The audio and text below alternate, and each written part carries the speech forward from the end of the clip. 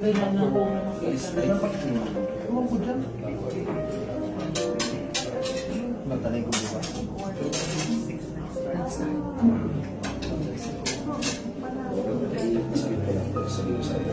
Ha? Alin? Isang sitwasyon, controversial din na kumbaga kinuha rin ni Lord. Naku, yung spread mo, pinaasikaso yung airfare, everything, na hindi ito ninyo-use. Hindi po kasi ang Pangulo tutulong para sa politika. Hindi po siya ganun. Hindi po siya pupunta sa lamay para magsuot ng jersey ng isang basketballista.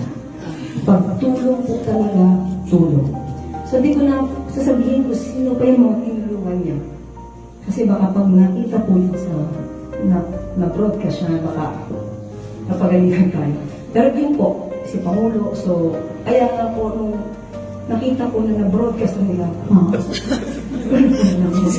But anyway, nakita niyo lang po yung tulong talaga ng Pangulo. At si Mima kasi po ay hindi pa po kami personal na nakita.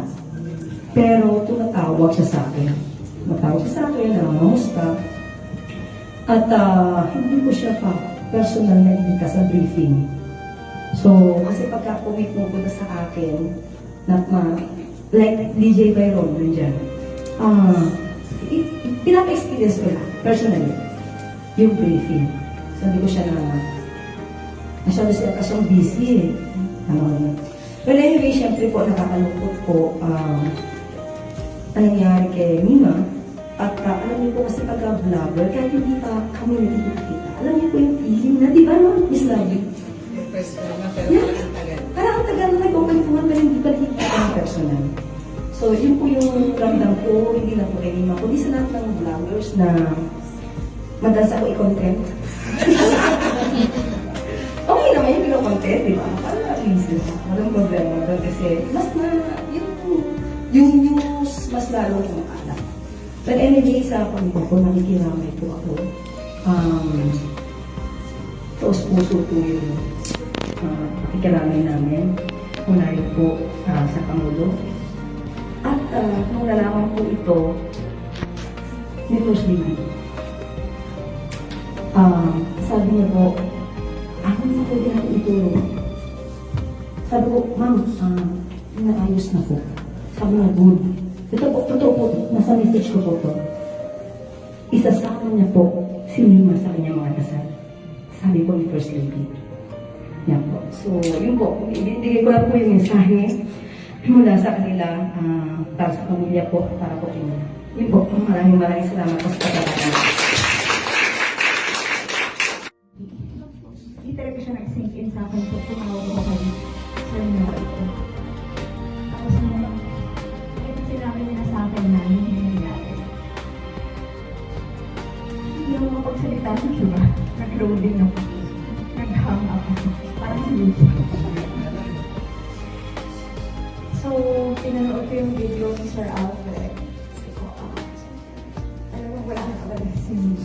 Actually, una ko napanood si Mima, kasi sa group chat namin, may nagsabi sa akin na, hey, lovely, gawin mo din ito para sabayan mo si Mima yung sa pagsayaw-sayaw niya ng tatay mong kanton, pasok sa Marapon. Actually, natuwa ako. Kasi kailangan ng tapang para sumayaw-sayaw ng gano'n.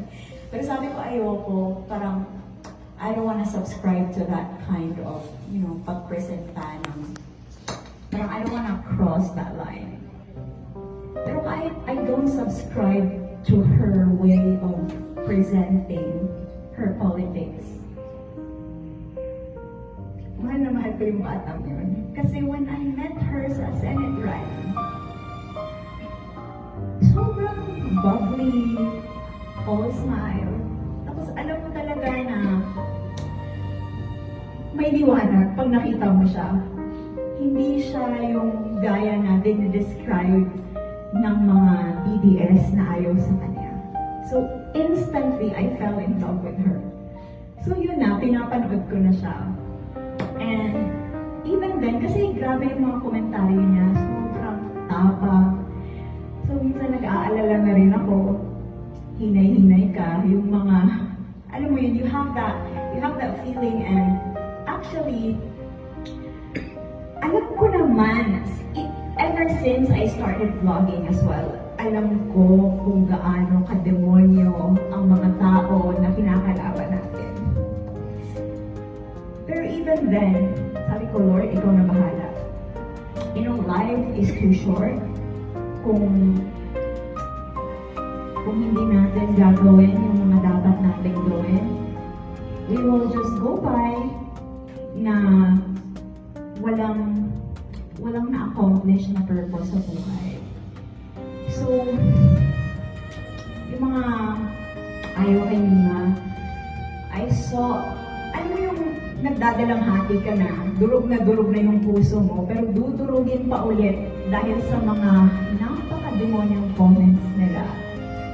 Pero all of these, lahat ng mga masasakit na salita, I just cried to the Lord.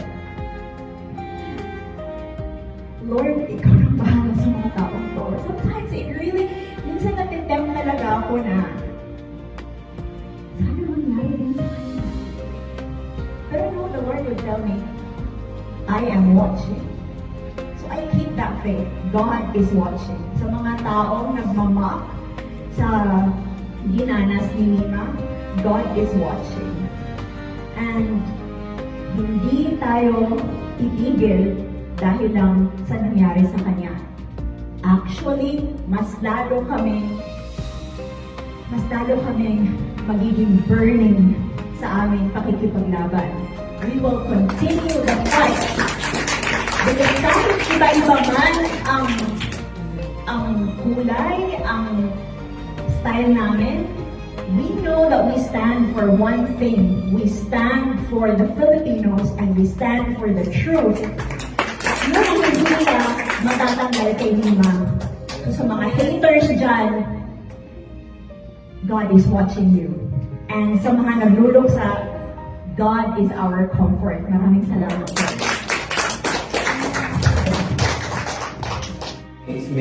Marami kong condominium eh. Kaya sabi nila, ako yung pinakamayamang vlogger. Hindi ko. Oo. Kasi hihingi nga ako talapos kayo ng vlogger ko eh. Alam mo, kinakabahan kasi ko kaya medyo dinadagdagan ko lang ito. Pero normal po ito pag nagbalag ko. Yun, dinala ko sa isang condo na hindi ko naman nagagamit. Kaya lang nakita ko siya na parang hindi rin masaya kasi laging mag-isa. Kaya sabi ko, sumama na lang sa amin sa bahay. Kaya lang, yung partner ko, masyadong malinis sa bahay, burara. Diba naman? Medyo burara kasi si Mima. Sa mga hindi nakakala. Pero mabait na bata. At talaga naman, malambing. Yung, alam mo yun, lahat gagawin niya, mapangiti ka kapag ka medyo, alam niya na, oh, hindi, wala ka siya mood. Oh, yun. So, marami kaming mga kwento na mahirap talaga kalimutan kasi maraming pagsasama. Ang problema, nung nawala siya,